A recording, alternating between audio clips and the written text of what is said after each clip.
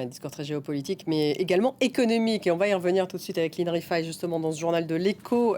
Bonsoir Lynn. Bonsoir Stéphanie. Et oui, elle a parlé donc de subventions, d'aller faire des enquêtes contre les subventions chinoises aux voitures électriques, des voitures qui sont de plus en plus vendues sur le marché européen. Les conséquences pourraient être très importantes. Oui, alors il faut d'abord rappeler les chiffres. En Europe, on achète de plus en plus de véhicules électriques.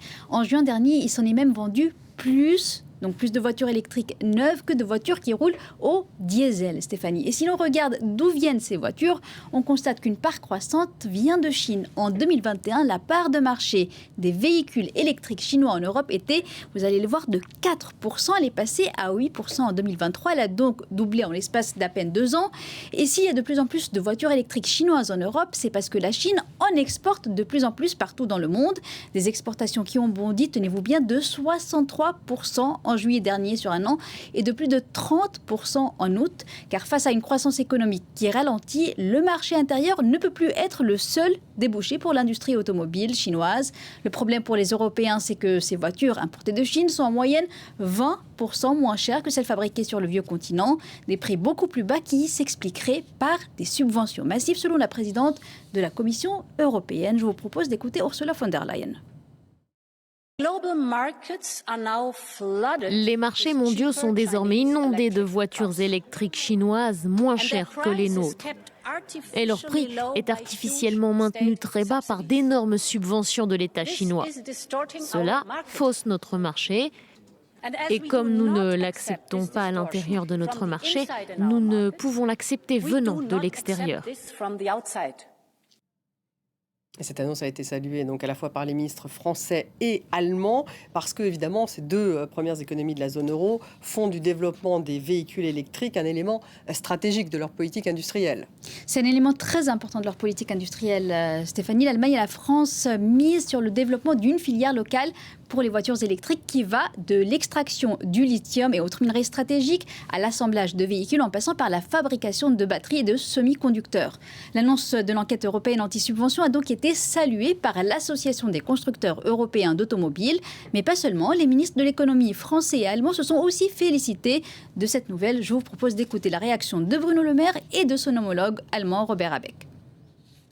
Je tiens à saluer l'enquête qui a été lancée par la présidente de la Commission européenne, Ursula von der Leyen, sur les subventions dont bénéficient les entreprises chinoises en Chine. Si ces subventions ne sont pas conformes aux règles de l'Organisation mondiale du commerce, il faut que l'Europe puisse riposter. La Commission européenne enquête sérieusement sur ces segments du marché. Et toutes les évolutions sur ce sujet, s'il devait y en avoir, devront être prises en compte et discutées ici.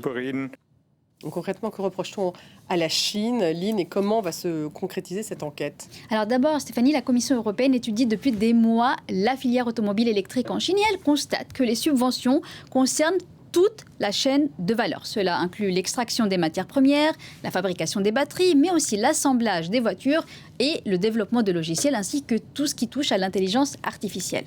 Alors, quelles sont les prochaines étapes de cette enquête? Eh bien, d'abord, Bruxelles va commencer à en parler directement avec Pékin. Le commissaire au commerce va se rendre en Chine la semaine prochaine. Ensuite, si la Commission européenne prouve que les subventions chinoises ne sont pas conformes aux règles de l'OMC, l'Organisation mondiale du commerce, donc, elle pourra envisager des mesures de rétorsion, comme par exemple la mise en place de droits de douane temporaires sur les voitures électriques chinoises. Et puis, côté français, le gouvernement veut également subordonner les aides accordées aux ménages pour acheter un véhicule électrique à un score environnemental, ce qui pourrait limiter les importations chinoises. Pas sûr que Pékin laisse faire sans prendre des mesures à son tour contre les véhicules européens. Les deux parties ont donc tout intérêt à trouver un terrain d'entente pour éviter une guerre commerciale de la voiture électrique. Et ces annonces de la Commission ont fait grimper les actions, la valeur des actions des constructeurs automobiles européens. Alors c'est vrai, surtout pour Renault. L'action du constructeur français a bondi de plus de 2% à la clôture. En ce qui concerne le principal constructeur européen Volkswagen, l'action a bondi en cours de séance après les annonces donc, de Ursula von der Leyen. Puis l'action a fini par reculer, donc une fin de séance en baisse. Alors il faut savoir qu'il y a aussi un autre chiffre qui a pu avoir un impact, c'est les perspectives de l'économie allemande qui pourrait entrer en récession selon les informations de l'agence Bloomberg. Et cela a aussi eu un impact sur les marchés européens, les indices boursiers qui ont clôturé en baisse en Europe. Alors, il y a les perspectives économiques en Europe, en zone euro qui inquiètent. Il y a aussi un autre élément qui inquiète, c'est l'inflation aux États-Unis qui continue d'accélérer au mois d'août. Et vous le voyez, une baisse donc en fin de séance pour le CAC 40 à Paris, le DAX à Francfort et une quasi-stabilité pour le FTSE à Londres. Et merci Lynn, c'est tout pour l'économie.